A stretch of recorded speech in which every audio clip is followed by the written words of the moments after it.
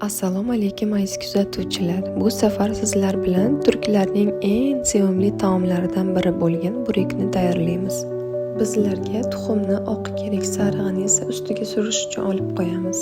Keyin esa ustidan iliq tuzli suv qo'shamiz. Biroz o'simlik yog'idan ham qo'shamiz. 1 choy qoshiq hisobida 10% uksusdan ham qo'shamiz. Biroz aralashtirgach unimizni sovolamiz.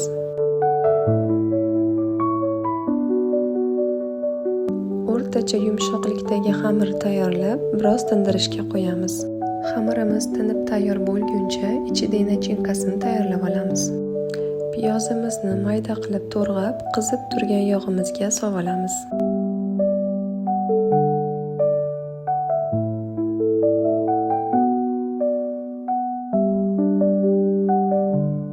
Men ozgina sariyog' qo'shib yuboraman, ta'mi yana ham mazali bo'lishligi uchun. Ketidan qiymamizni solib yaxshilab aralashtiramiz.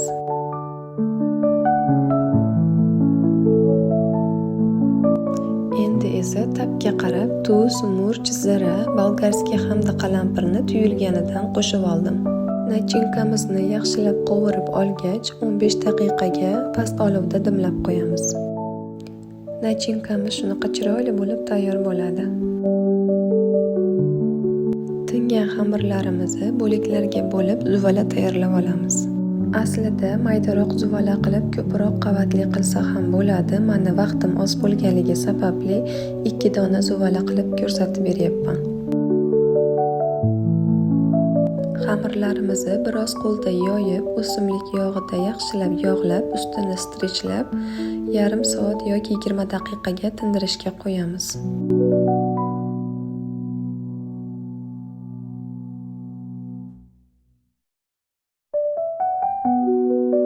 Tingan xamirlarimizni asta-sekinlik bilan qo'lda shunaqa qilib yoyib chiqamiz.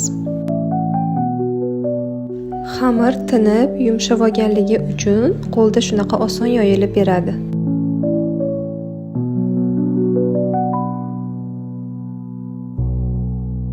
Xamirni yoyib bo'lgach, xohishga ko'ra istalgan turdagi yog' mahsulotlari bilan xamirni yog'lab chiqamiz.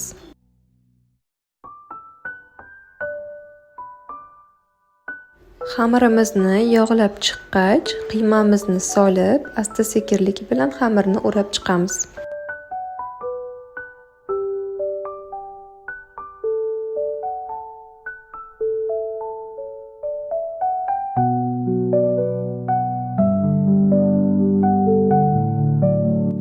O'rab bo'lgach, videoda ko'rsatilgandek qilib xamirni aylantirib, listimizga joylab olamiz.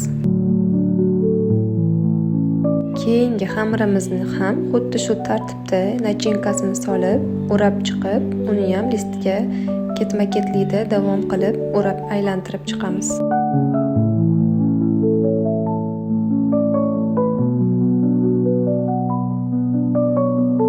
Keyin ustidan tuxumni sarig'ini yaxshilab surtib, kunjutimizni ayamasdan sachib chiqamiz.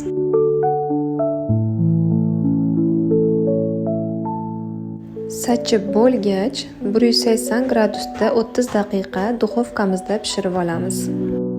Qarabsizki, buriklarimiz tayyor. Bu va bundan-da yaxshi retseptlar uchun menga obuna bo'lib qo'yishni unutmang. Video yoqqan bo'lsa, bittagina like ayamaysiz degan umiddaman.